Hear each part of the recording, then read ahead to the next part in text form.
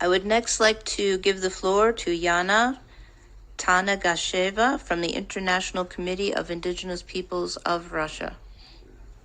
Thank you, Madam Chair. I speak on behalf of International Committee of Indigenous Peoples of Russia. We welcome the theme of the current session and the decision to study the impact of militarization on indigenous peoples. However, we are compelled to express our deep disappointment and lack of confidence in the EMRIP in relation to the following.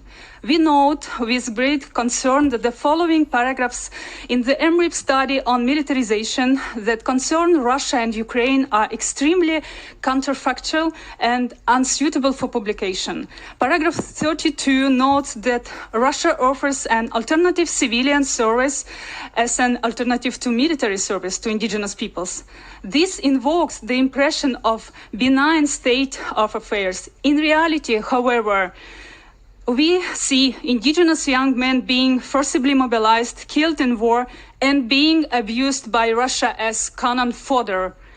The partial mobilization into the Russian army, which started on September 21st last year, disproportionately affected the poorest regions of Russia, which happened to be those inhabited by ethnic minorities and indigenous peoples.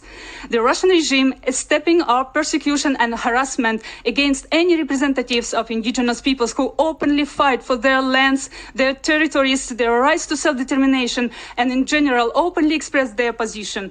The colonialist full-scale war unleashed by Russia against Ukraine on February 24 last year has opened a new chapter of repression against the indigenous peoples, reminding us of the darkest chapters of Russian history. We, as indigenous peoples of Russia, opposed and condemned in the strongest possible terms the Russian Federation's unprovoked, illegal, and unjustified full-scale war of aggression against Ukraine. We call on the EMRIP to join all other human rights mechanisms in holding the Russian Federation accountable for its war crimes and crimes against humanity committed in Ukraine. The EMRIP must remain independent. Thank you.